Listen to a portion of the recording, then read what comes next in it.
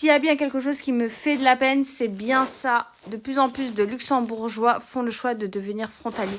Est-ce que vous vous rendez compte? Je crois que vous vous rendez pas compte. C'est comme si, en gros, vous vivez en Espagne pour aller travailler en France, alors que vous êtes français, mais que la France est devenue trop chère pour vous. Alors que vous êtes français, que c'est votre pays, et vous n'êtes pas censé, en fait, partir de votre pays. Mais votre pays est tellement cher que vous êtes obligé de partir de votre pays. Est-ce que vous vous rendez compte? Ça doit être tellement douloureux pour eux. Mais bon, en tout cas, pour eux, ça doit être douloureux. Pour nous aussi, parce que du coup, nous, ça a un impact. Alors, positif pour certains, négatif pour d'autres. Positif pour certains parce que ça augmente le prix des biens immobiliers, forcément, autour du Luxembourg, puisqu'il y a plus de demandes. Et l'offre, elle reste la même. Hein, donc, voilà.